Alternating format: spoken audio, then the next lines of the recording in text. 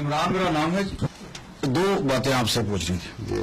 ایک تو یہ کہ ابھی یورپ کے اندر اسلاموفوبیا جس رفتار سے بڑھ رہا ہے اس میں یہ تو وہ تمیز نہیں کرتے کہ یہ کون سے سیکٹ سے تعلق رکھتے ہیں.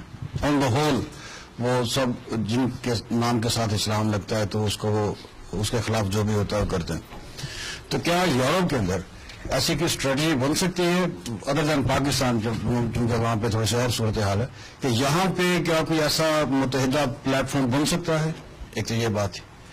دوسری بات یہ کہ ہم تو اس پاکستان کو جانتے ہیں جس کی پہلی کیبنٹ میں سر ظفر اللہ خان وزیر قانون تھے. تو ابھی جو صورتحال حالیہ ڈیولپ ہوئی ہے بھی عاطف کی, تو اس سلسلے میں آپ کیا کہنا چاہیں گے؟ پہلی بات یہ ہے کہ جہاں تک اسلاموفوبیا کا تعلق ہے,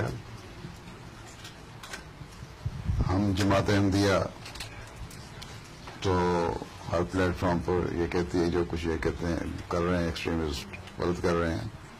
مسلمانوں کی اکثریت جو ہے وہ یہ نہیں چاہتی, ان کے اس عمل سے نفرت کا اظہار کرتی ہے.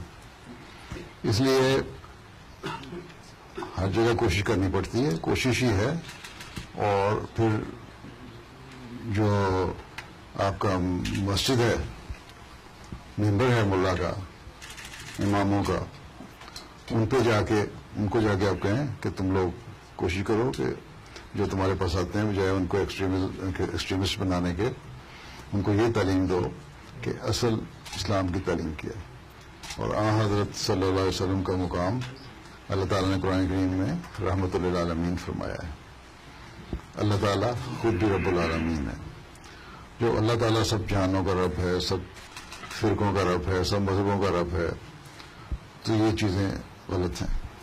اور آن حضرت صلی اللہ علیہ وسلم جب عالمین کے لیے رحمت ہیں اور آپ کے زمانے میں رحمت ہی پھیلی, کافروں نے حملہ کیا تو آپ نے جواب دیا. خود کوئی جنگ نہ آن حضرت صلی اللہ علیہ وسلم کے زمانے میں نہ خلفائے راشدین کے زمانے میں ایسی تھی جو خود مسلمانوں کی طرف سے انیشیٹ کی گئی ہو, تو ریٹیلیٹ کیا مسلمانوں نے. باقی یہاں تک سوال ہے کہ اگر آپ کا یہ مطلب ہے کہ اس معاملے میں ہمارا ساتھ ہم مدد کرنے کے لیے تیار ہیں, تو ہم ہر جگہ مدد کرنے کے لیے تیار ہیں, بشرطے کہ آپ کے لیڈر اور آپ کے مولانا اس بات کو تسلیم کرنے کو تیار ہوں کہ ہم بحیثیت مسلمان ایک مشترکہ پلیٹ فارم پہ کھڑے ہو کے اس ایکسٹریمزم کو ختم کرنے کی کوشش کریں. نمبر 1. دوسری والی بات, آپ کا سوال عاطف میاں اور ظفر اللہ خان صاحب کا. تو خان صاحب نے تو یہ اعلان کیا تھا کہ میں وہ پاکستان بنانا چاہتا ہوں جو اس حکومت کو قائم کرنا چاہتا ہوں جو مدینہ کی حکومت تھی. اور وہ مساق کیا تھا مدینہ کا, اس میں یہودی بھی شامل تھے, دوسرے مذہب بھی شامل تھے. یہودیوں کو ان کی شریعت کے مطابق ان سے ڈیل کیا جانا تھا, جاتا تھا, قانون ان کے لاگو تھے. مسلمانوں کے قرآن کریم کے مطابق تھے. ہر ایک اکٹھے رہتے تھے جب تک کہ غیر مسلموں کی طرف سے بغاوت نہیں ہو گئی یا دوسرے فرقوں کی طرف سے, مذہبوں کی طرف سے, فرقوں نہیں بلکہ مذہبوں کی طرف سے بغاوت نہیں ہوئی. حضرت صلی اللہ علیہ وسلم نے ہر ایک سے اچھا سلوک کیا اور اس کے بعد بھی اچھا سلوک کرتے رہے. تبھی تو بہت سارے یہودی مسلمان بھی ہوئے مدینے کے. تو عمران خان صاحب نے کہا تو یہ نعرہ, لیکن جب عاطف میاں کا سوال آیا اور ملا کو پریشر کا سوال آیا تو ڈر گئے اور قائد اعظم کی جو ویژن تھی اس کو الٹ چلنا شروع کر دیا. اب دیکھیں, لیکن یہ ہے کہ ان کے کچھ وزیر ایسے ہیں کم از کم جرت والے جنہوں نے ٹی وی پہ بھی سوشل میڈیا پہ بھی کھل کے یہ بات کی ہے کہ ہم کوئی عاطف میاں کو اسلامی نظریاتی کونسل کا ممبر نہیں بنا رہے, بلکہ ایک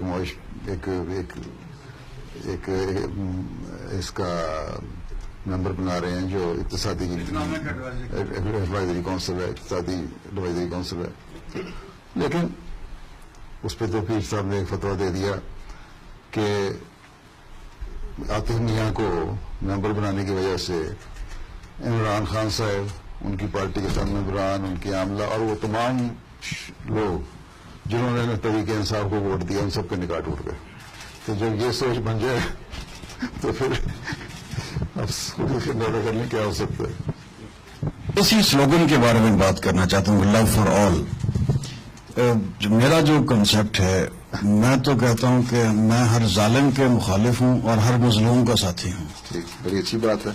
تو یہ آل میں تو سارے شامل ہو جاتے ہیں. یہ تو یہ حضرت صلی اللہ علیہ وسلم نے فرمایا, the Holy Prophet صلی اللہ علیہ وسلم said that you help the cruel, oppressor and oppressed. So the companion of his asked, how can we help oppressor and cruel person? He said, at least you stop him from doing cruelties, committing atrocities. That is his help, and this is how you show your love towards him. And for oppressed person, it is quite clear that how can you extend your help. So love for all, hatred for none means that at least you pray for those who are cruel, so that they are saved from the wrath of Allah. That is love to humanity. And love for oppressed people and to humble people and to law-abiding people is quite clear that we should pray for them that they are saved from these cruel people and all the atrocities committing against them.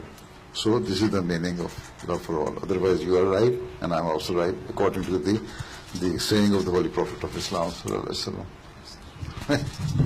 Theek? Yes, you want to say? No.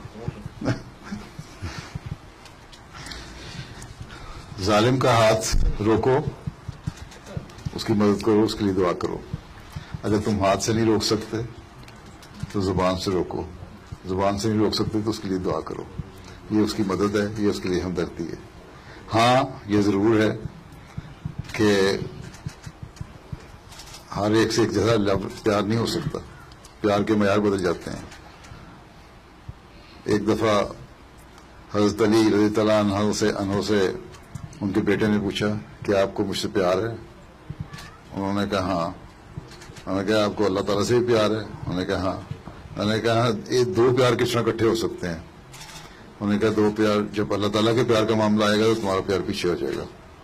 تو اسی طرح ظالم سے جو پیار ہے وہ اس وقت تک ہے جب تک مظلوم نہیں ہے سامنے. جب مظلوم آ جائے گا تو اس سے پیار شروع ہو جائے گا, اور ظالم سے پیار یہ ہے کہ اس سے ہمدردی کا تقاضا یہ ہے کہ اس کو اللہ تعالیٰ کی پکڑ سے بچاؤ. ٹھیک.